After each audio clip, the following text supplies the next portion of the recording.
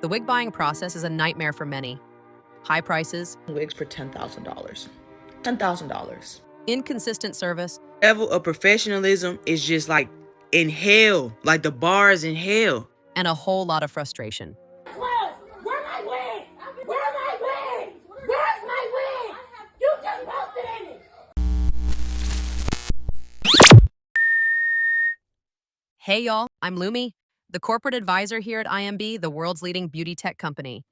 We're always launching cutting-edge products and opening beauty stores around the globe. My job is to keep IMB on point with the latest beauty industry insights so we can make smart, ethical decisions. And while I used to love the work-from-home life, I've now embraced the hybrid hustle. Today, I'm diving into a new case. Should IMB enter the wig and hair industry? With all the buzz, and let's be real, some pretty shady business practices, this case is stacked with many factors to consider. Let's break it down. And at the end, you can help me create the report I will turn into my boss. First up, let's check out what our evidence pile has to say. IMB's latest poll shows that 76% of respondents have felt scammed by one or more wig companies in the past year. For example, at ShabriLG warns on Twitter, "Don't let these wig sellers scam y'all by saying HD 613. Because there is absolutely no such thing as 613 coming in HD. A vendor told me this last year. They gone charge extra because they say it's, quote, HD, when in reality it's just good transparent lace. That is so shocking, because why would you lie to your customers to try to charge them more? And check out at an _Slimerella_. The cost of wigs and the actual cost of service for it to last 1 to 2 weeks is insane, and it's really a waste of money. Then, at its OV nails it by saying, the price of putting on a wig is the biggest scam in hairstylist history. Wow, it seems to me that people are not only upset with the costs of the wig, they are also unhappy with the costs of the professional service. Tell us in the comments, what's the most that you will pay for a wig install? Even at Big Bad Rennie had to weigh in. I know I've been radicalized because of my reaction to this wig I saw on TikTok. $10,000 wig, grown for 20 years from a single donor. Instead of awe, I felt straight disgust. You just know the donor was undercompensated. That's crazy. I don't think I've ever seen a $10,000 wig. But for $10,000, I would hope the wig can file my taxes for me. I want to give a special thank you to everyone who voices their opinion on social media. You make my job easier. Wow. With all this evidence, the industry seems crazy, right? All this feedback points to 5 major pain points. 1. Unethical marketing practices. 2. Disappointing quality versus cost. 3. Shady, unethical sourcing of hair. 4. An unregulated industry. 5. Lackluster professional installs. Clearly something's off in this market. Let's unpack the issues found. Some of these business tactics are borderline criminal. If I had the power, I'd have those wig sellers in cuffs already. First, let's discuss the unethical marketing practices, starting with false advertising. Companies are serving us highly edited photos that promise HD quality. But it's nothing more than bait and switch. They lure you in with gorgeous imagery and then deliver a product that's a far cry from what was promised. They will also use misleading or incorrect information and titles in their product and website listings. As we saw earlier, a user said that on the listing, even the lace was being portrayed in a misleading way to extort more money from the customers.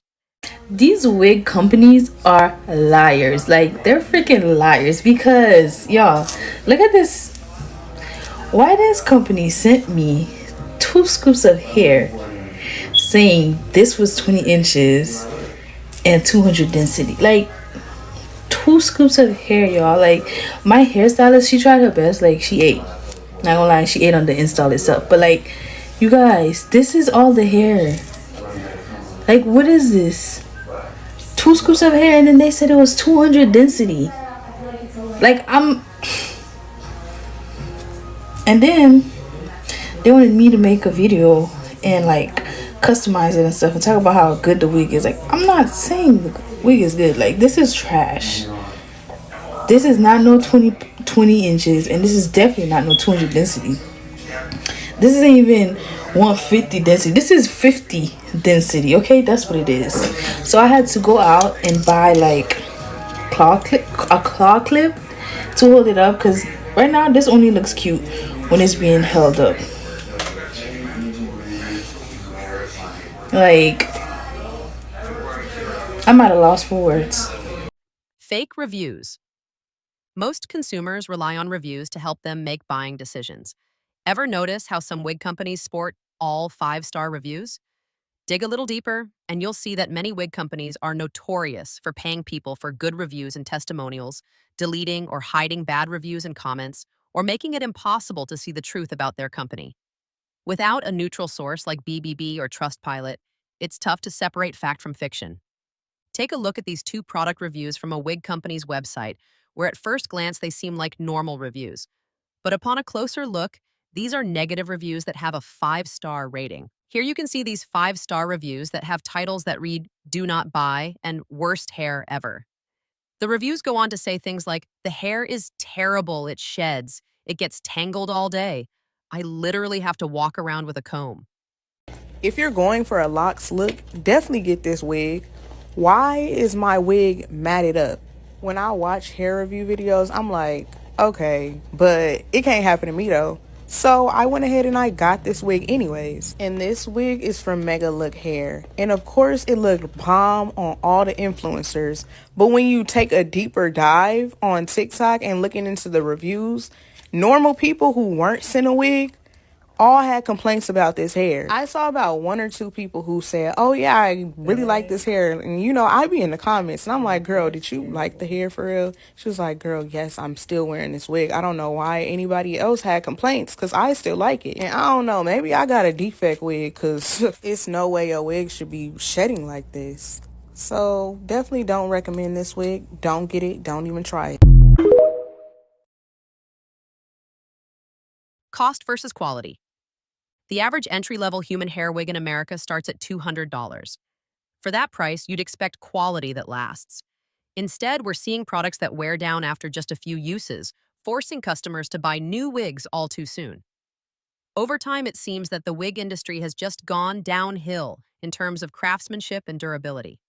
This seems like one of the biggest concerns we have uncovered. I'm back with another episode of Let's Compare My $10,000 wig to my $500 wig. Comparing the inside of the caps of my Shawnee wig to my $500 Hair Vivi wig.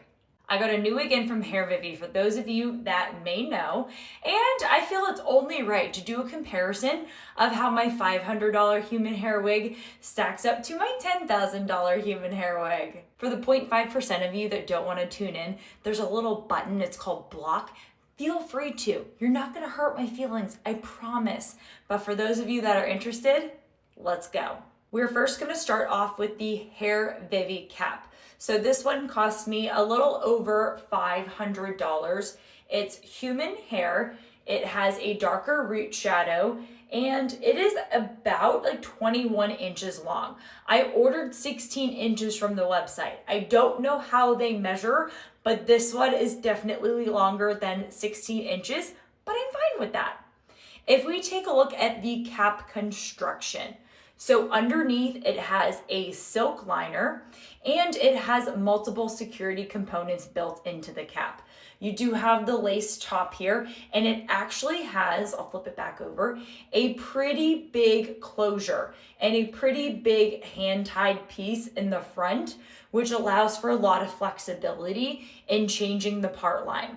Inside the cap, from a security feature standpoint, we have a security comb built in, adjustable straps on the side, and there is also another adjustable security strap that is removable. I decided to take it out today. I had this one on for a while. In terms of the thickness, they marked this at about 160% density, if I remember correctly, and I think the density is great. So we're gonna throw this on my wig stand and we're gonna take a look at the wefting and the density that goes into it. Zooming in on the wefts, you can see that the wefts are actually pretty nice and neat, and the lace front does go all the way down to the side of the wig. If we take a closer look at the amount of hair on each weft, you can see that there's a decent amount of hair, so guess what? You do not have to worry about your wefts poking out with this one. If we take a look at the inside of my shiny wig, we also have a silk liner as well. The closure is not as big on this one. And then from a security feature standpoint, you have a clip that was added after I purchased it by another wig vendor the second time I had it repaired. And then of course the wefts on the inside and these Velcro straps that hang on by a thread. Zooming in on the shiny wig here, you'll notice that the part line is already starting to fade because it is more delicate than a newborn baby. And of course, my wefts are just starting to be visible when it's on the mannequin head. Flipping the hair over on top, you can see the wefts and how much hair is tied to each weft. There's a good and a bad when it comes to density, people. If you want low density, you're gonna have no hair to work with and also no hair to lose. And that's been a lot of the problem with this particular wig. So just to give you an idea of the amount of hair that is attached to each weft in this particular wig.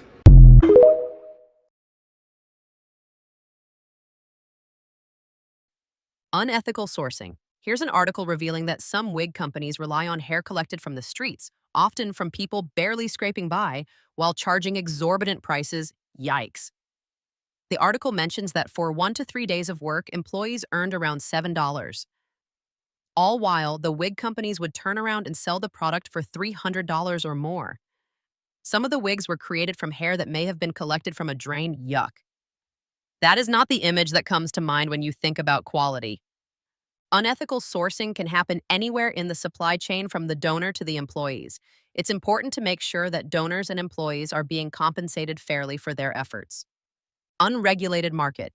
Unfortunately, in America, even in the year of 2025, there's no mandatory testing for wigs, leaving quality standards up to the companies themselves.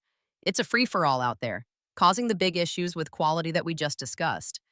As mentioned from our evidence, selling a 613 HD lace wig should be illegal. Claiming that a wig is 100% human hair when it may have synthetic fibers included is wrong. They are only able to get away with this due to the unregulated market. In this clip, you can see the client's hair burning off while styling, due to the hair's quality and blend.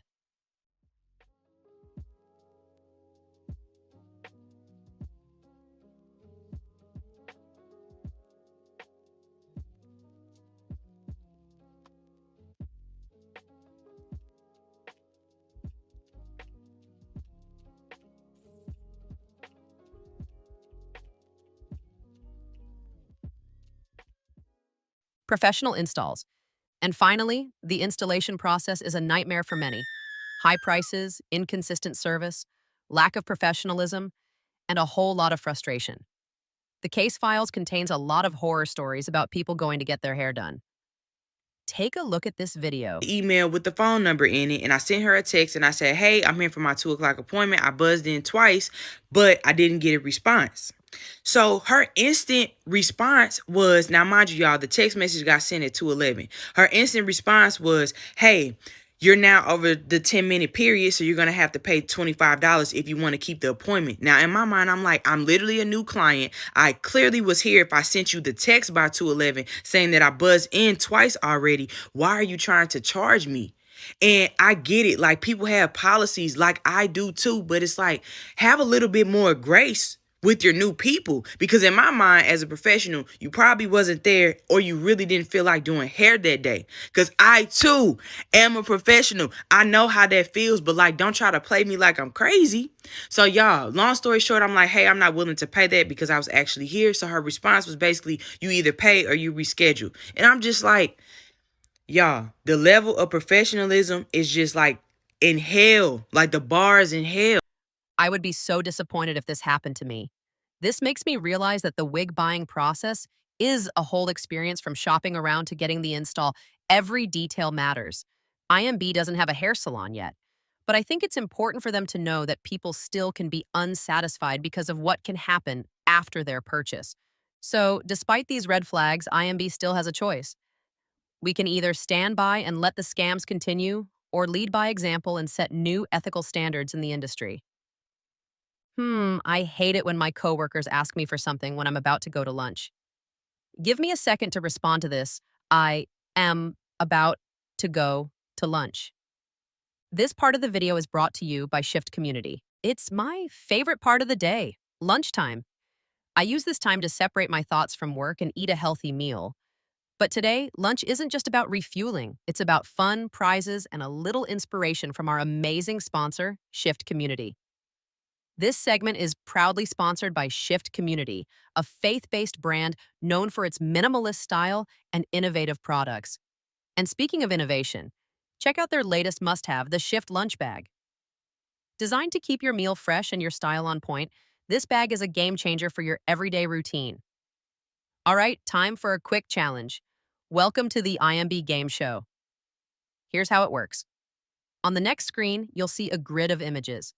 Hidden among them are several Shift lunch bags. You've got 15 seconds to spot and count them all. The first subscriber to comment the correct number wins one of these fantastic lunch bags for free. Ready, set, go.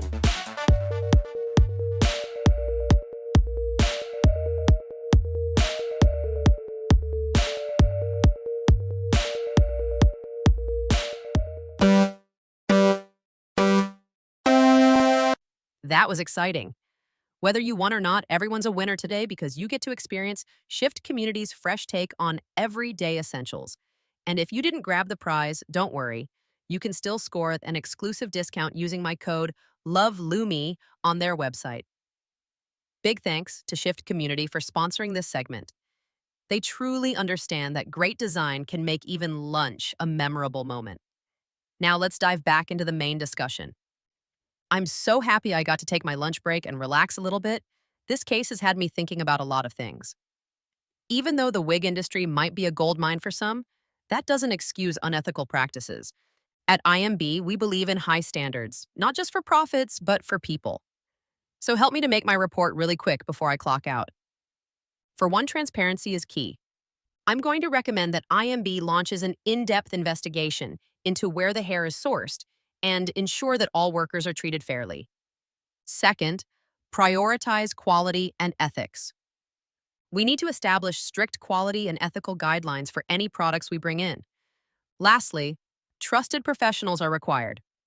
I recommend creating an IMB certified stylist directory on our website, a curated list of professionals you can actually trust, plus tips on spotting scams. And hey, if you're a nail artist, hairstylist, lash tech, or esthetician looking to be part of this movement and become an IMB trusted stylist, join our email list. The link is in the description below. Because you stayed with me for my full work shift, here are some tips on how to spot a wig scam. 1. Examine the listing closely. Look for detailed descriptions and clear, authentic photos. If something seems overly polished or vague about its sourcing, take a closer look. 2. Question too good to be true deals. If a price is drastically lower than the industry standard, it might be a bait and switch. Quality products usually have a price that reflects their craftsmanship and ethical sourcing. 3. Do your research. Check multiple sources before making a purchase. Look for verified customer reviews and expert opinions, not just influencer endorsements or flashy video edits. 4. Ask questions. Don't hesitate to reach out to the seller about the wig's origin and the materials used. A trustworthy brand will be transparent about its processes. If you have any extra tips, let me know in the comments. If you found these tips helpful, please give this video a thumbs up and subscribe for more expert insights on beauty, quality, and best business practices. Have questions or horror stories to share? Drop them in the comments below. I'd love to hear from you. Until next time, stay beautiful and stay informed.